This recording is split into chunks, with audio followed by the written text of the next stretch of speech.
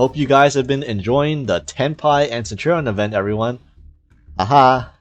You can see Synchro is already at 315 mil points. Jesus Christ, it's only been 3 days in the event. That's a 12-day event, so that's on pace for 1.2 billion points. Wow. So anyway, as you can see, I've already gotten the title, and I've gotten all the points I needed for the Synchro event. We're not going to talk about Synchro decks. We're going to talk about Fusion decks. So I literally just started playing Fusion, and I'm at 720 points right now. So that's about 6 wins if I'm doing the math right. I'll probably get the rest when the new additional missions are announced. Now, if you guys didn't know, you do get a, if you know, for example, if you've been only playing Synchro this entire time, which I don't blame you for, but you get a points buff per win for playing the groups with the lower points. For example, since Link is in last place right now, every win you get as part of the Link group earns you 130 points, or 130. Yeah, they call it points, not medals now. And in the Fusion, if you're in the Fusion group, the Fusion is in second place, so that means every win you get 120 points. So yeah, I got my 6 wins here, and my 6 wins were like so, as you can see, not even 6-1. Like, these games weren't even close. I mean, yeah. So there are decks you can play that are good that aren't Synchro decks, and I know a lot of people have been saying that the Fusion decks got nerfed unnecessarily, which for some, I might agree to that. You know, like Branded. However, the most popular Fusion deck historically in Master Duel, Tear, I don't see it. As you can see in my experience, I've been dominating with Tear. It's still stronger. I think you guys are overthinking this, because Kikalos is still legal. As long as this card is legal, and as long as this card resolves, you're gonna win, most likely, because this is like one of the most broken cards still legal in the game, including, I'll put this up with any card still in the game right now, still legal. And yeah, as you can see, this is my build. I tried to spice it up a little. Honestly, it's not. I think this isn't really. I'm not even sure this is optimal, but to be honest, I just wanted to play these cards because when you're going sent first a lot of time, because you're going to be queuing against only Synchro this event if you're not playing in the single group, and most of their single games are going to be against Tenpai. This engine absolutely is like one of the strongest things you can do going first. The Ken and Gen with triple tactics talents plus triple tactics thrust. So whenever you go first, right, you summon one of these, you threaten to summon the other one to the field, and then they trigger your opponent's. They trigger on their effect on your opponent's field, which means that it counts as your opponent's monster triggering a monster effect, which means that now your tactics is live and your talents are live. So turn 1, you get to thrust, search for any spell in your deck, and talents, you get to hand rip your opponent or draw or Pot of Greed if you need to. And yeah, even it's not like it's even that bad if they stop this, and if they hand trap this, if they ash this, well, that still that makes your triple tactics live. Still, it makes your tactics live either way, whether they hand trap this or not, as long as you don't get imperm. But an imperm on this is an imperm not spent on Kit Colors, which is way worthwhile. Also, the Ken again, this is the only way, or maybe not the only way, but I think the best way for Tear, at least in this specific event, to beat Bystials. Because normally, right, the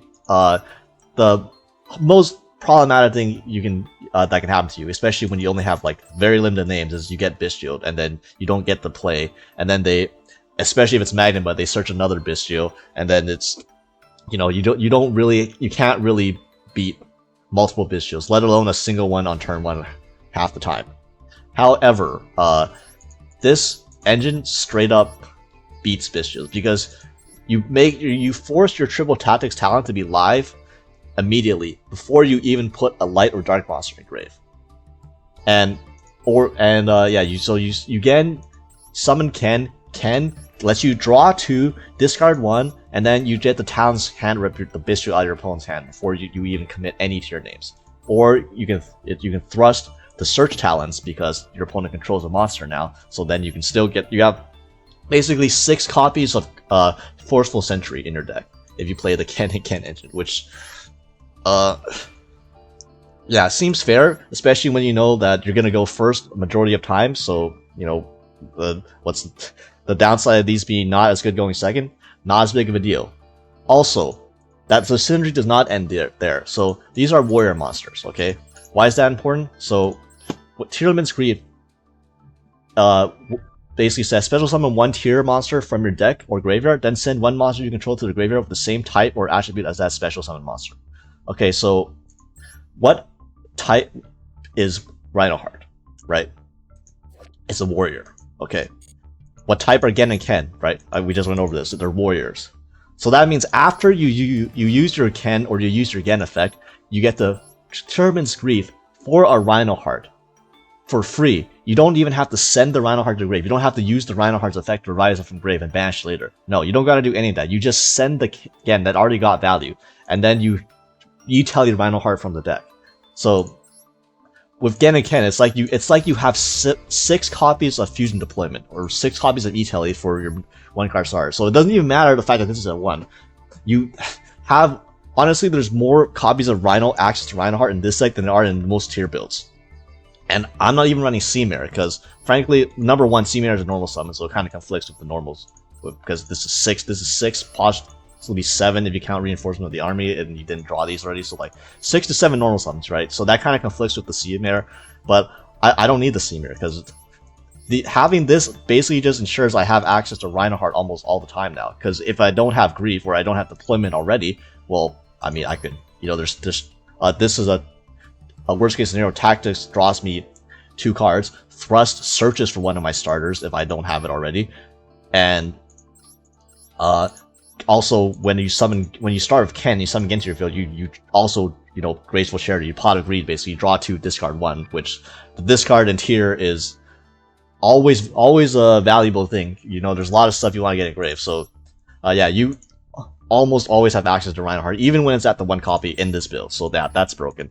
Also, you give your opponent a monster to Ken, or Gen, whichever one, and that combos with the Fusion Deployment and the Fallen Valbast. So I am running 1 Fallen Valbast just because I have so much access to Rhinoheart already. I oftentimes will already be able to Fusion Deployment, or I oftentimes will already have access to Rhinoheart without needing Fusion Deployment. So it's nice to have a secondary target for Fusion Deployment, especially for going second. But even when I'm going first now, because your opponent controls a special summon light monster on the field, and I have a spare Fusion Deployment, I can literally Fusion Deployment out a Fallen Valbast, fuse with the light monster on their side of the field that I just gave them, go into an Albion, into Lubelia, and then have a Mirror Jade on top of it for free, using the Ken that I just gave them.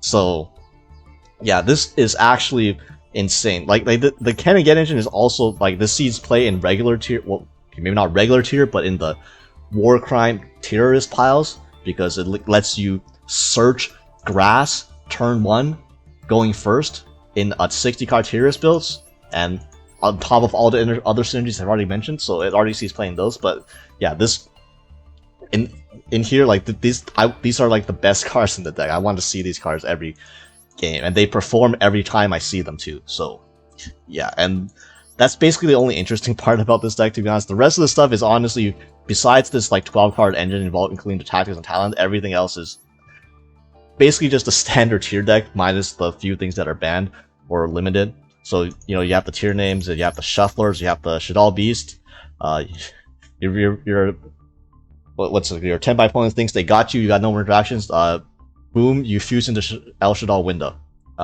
Have fun. You know, the tier cache. Foolish, Rhoda, double duty now, because you can search Ken and Gen with Rhoda and not just Rhinoheart. Foolish Burial Goods, still useful, also can dump this card, which is also very good against Tenpai. 3 Fusion Deployment, because you don't care about the downside of being locked in the fusions, because that's all you're allowed to run this event. The 3 Grieve, the 3 Thrust. Noble thing about Thrust is even if you don't Thrust to search a card, you have so many good targets to set off Thrust anyways. Like, even if they Valor your Gen or Ken, right, and you can't Thrust to add, say, like a Brand Fusion to hand or a starter to hand, you can still Thrust for either Meta Noise or the Black Go Laughs. So yeah, Either way, this card is still insane, and I would even run it even if even if I wasn't running Kenner again. But I am, so that just makes this card even more cracked.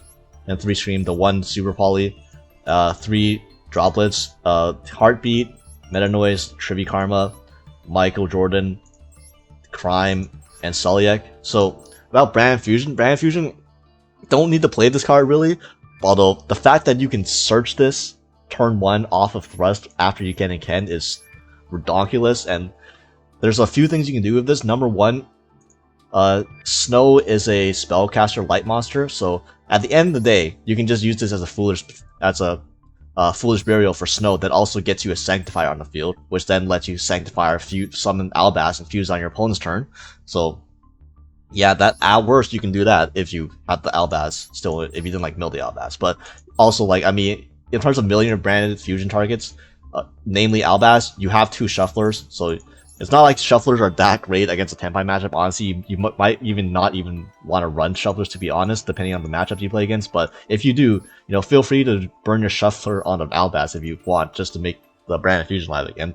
Also, if you get interrupted, say your Rhinoheart gets hand trapped, or honestly, even your kit gets hand trapped, which is the most common choke point. Brand Fusion plays through that. So if your Rhinoheart gets hand trapped, you Brand Fusion, dump Albaz, dump one of Havnus or Sharon. Okay, now you get the fuse, you get to trigger the Havnus or Sharon to fuse into kick anyways, and you get a Mirror Jade on top of that with that Fallen Albaz as the fusing into Lubellion. So Lubellion into Mirror Jade. So you got Mirror Jade plus.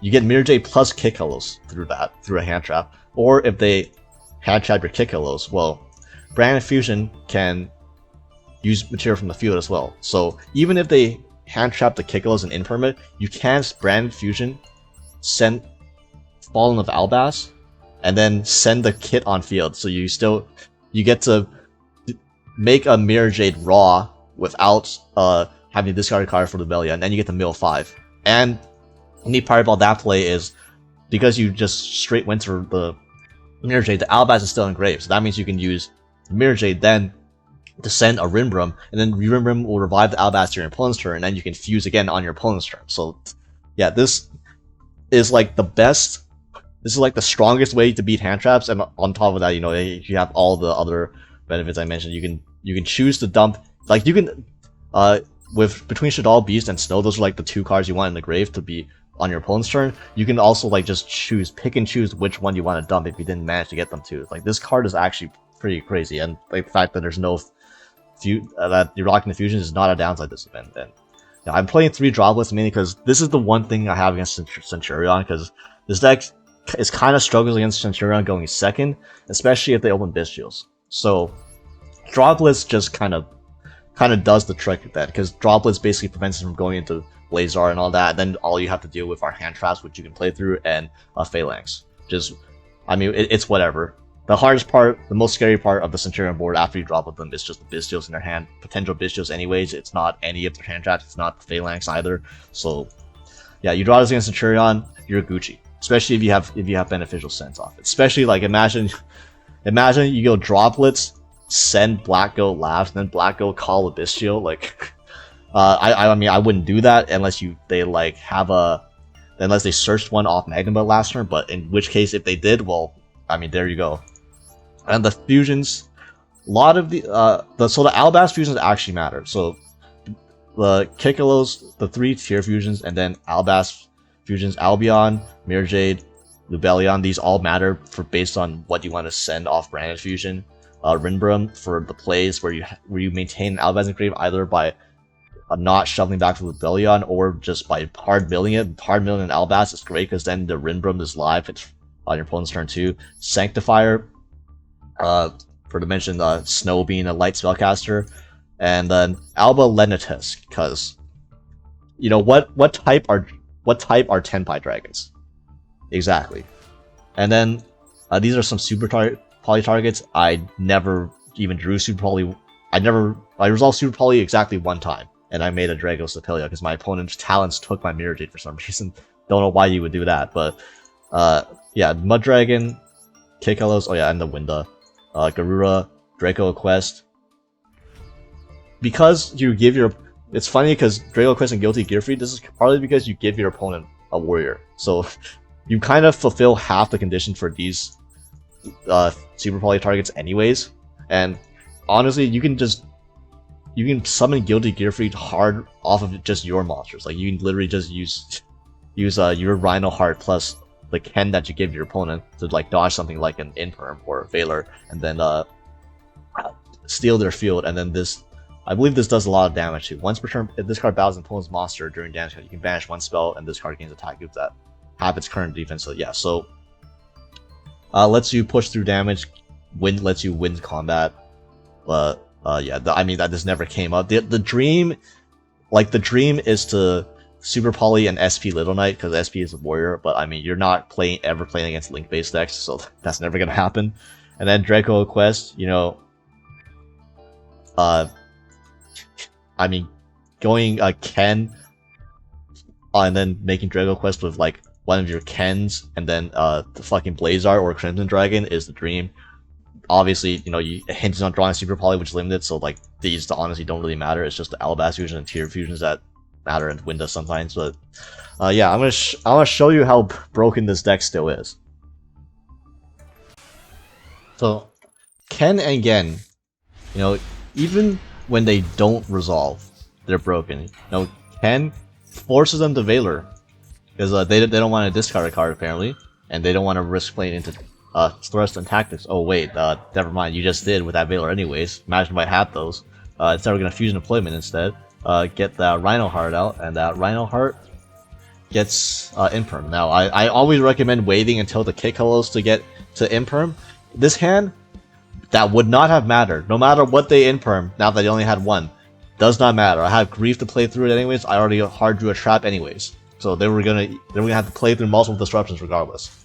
So yeah, this Imperm, and they only had one Imperm left because they used the first one again because they kind of had to. So now we're gonna Grief, and then Grief for halfness. Go make the kick hellos with the Rhino Heart, and look, kick hits the field. Guess we're milling 10, so. You know, mill 2 of those, mill another again in Super Poly. Whiff, doesn't matter because we're going to mill 10 more. And get a Snow and get a Scream. That's good enough. 2 good mills out of 10, easily enough to win the game. Get a Crime. Now you have a Tier Cash, Crime for any board breakers, Meta Noise, plus Snow Engrave. Through 2 hand traps. And man, what's everyone complaining about? Saying tier got nerfed in this event for. I can't tell the difference. Seems typical tier gameplay to me. No different from ranked. Yeah, Revealer gets booked. Send halfness, go into roll Kalos. And now you have another interruption. Then I got Snow. Yeah. Yeah. Funnily enough, I could negate with Crime, and then if I send another name, such as by sending Tier Cash and hitting like a Sharon, then I would be able to make a Winda as well. So yeah, this is player just experienced every tier game that I've played against on ranked before against a tier opponent. So here we're against one of the few opponents that decide to go first, and they're playing Centur-Ion, and this hand, you know, not bad because we drew Forbidden Droplets. And Droplets evens the playing field when you go against Centur-Ion. So they're going to, you know, get the stand up, stump stand up. Okay, don't know why you didn't search Phalanx there. Going to Auxilla, and Auxilla will add Gargoyle. Well, Gargoyle adds itself back and adds another Premier for follow up. Normal summon to Premier. I'm like. So I'm here. I'm assuming they already drew Phalanx because bro passed on searching Phalanx twice, so I was like surely, I don't know what the hell this Premier is doing on the field for, because you're just gonna set another Premier. I don't really know what that is. Well yeah, anyway, we're gonna normal summon Rhino Heart, see how much interaction this baits out. We're gonna summon Trudea, and Trudea summons out, and Rhino Heart dumps Halfness, the Halfness. It's gonna trigger stand up, and it gets called by. So they just didn't have Phalanx. I checked their deck. Well, you're gonna see parts of their deck. Phalanx was not in their deck. I think they would have done a better. They would have literally done better if they played the loner instead of whatever the hell this is. So yeah, the have this goes unfortunately. Because honestly, I was expecting the Phalanx. I wasn't expecting Call by the Grave. Not gonna lie, because who the hell sets Call by the Grave but doesn't search Phalanx in that scenario? Yeah. So they're gonna summon out the Primera as well, and then they're gonna go into Crimson Dragon with the other Primera, and yeah, this is where you droplets. So droplets send Rhino Heart, send Tribute Karma, get the 2 for 1. So now they don't get the search off Primera, and they don't get the Crimson Dragon because that's gonna get negated. Can't respond to it, and yeah, now activate talents, see what's in their hand. They're gonna activate their negated Crimson Dragon, so it stops giving them a prompt. Now show me that hand.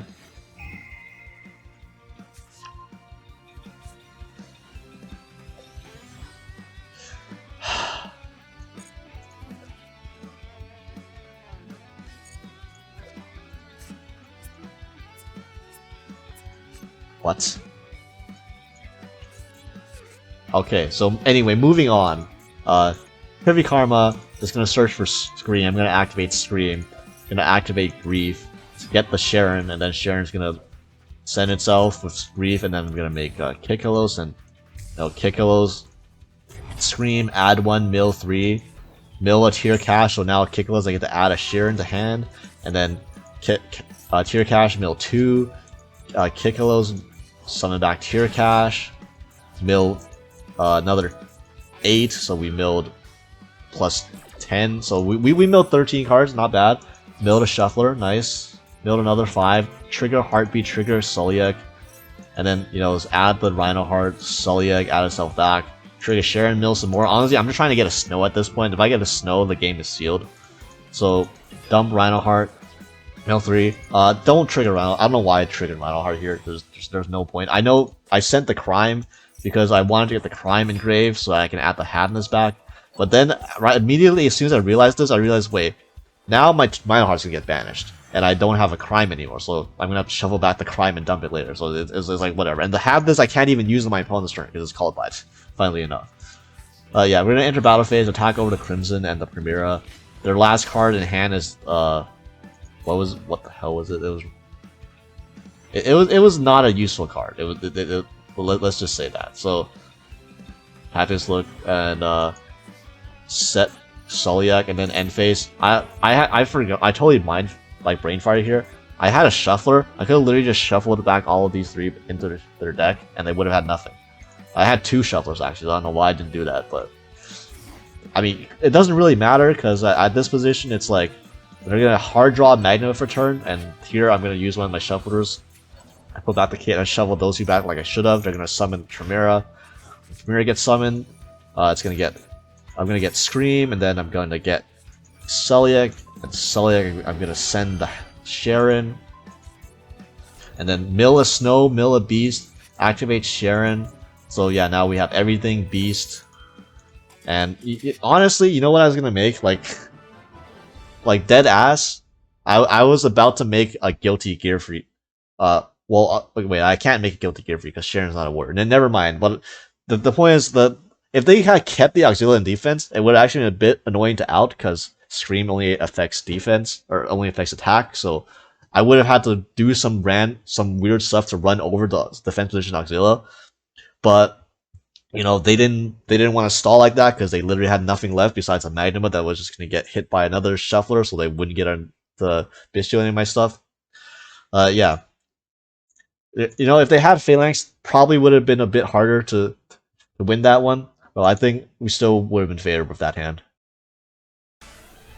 So here, opponent wins the coin flip, makes us go second, and this hand, yeah, nice hand. I do say so myself. My opponent normal summons Fadra, enter battle phase, attack for 16. Man, Yu-Gi-Oh is so good.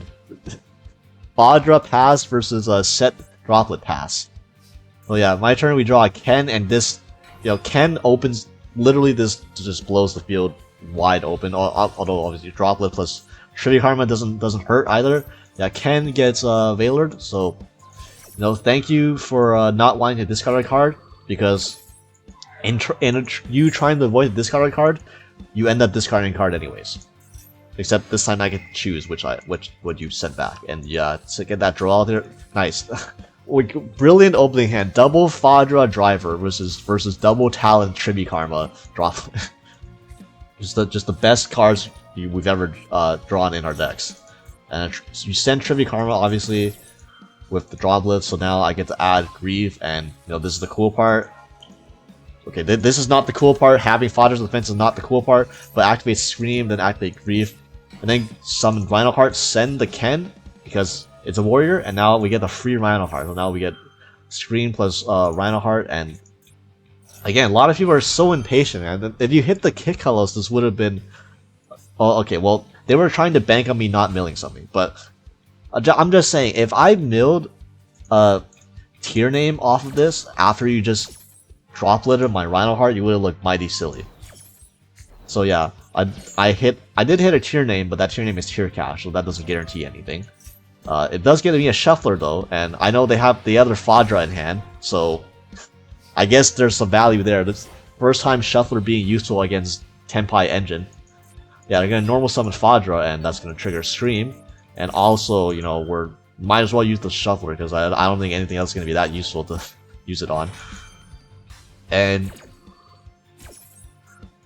Scream mills Michael Jordan coming in the clutch, and yeah, our opponent, you can't beat Michael Jordan in the fourth quarter like that.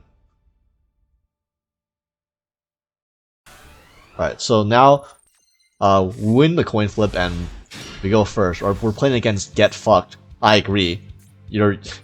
I agree. That's exactly what's about to happen to them. So let's dump Suliek and add Sharon, because Pearl Rhino is banned in case you guys didn't know. And we're gonna Sharon dump Beast. We're gonna mill 3, draw 1, and we milled Shuffler double name. So yeah, we're gonna draw 1 off Beast. Probably should have. No, no, actually, it doesn't matter what order I do this in. So we draw Meta Noise, and then these two go into Kikalos.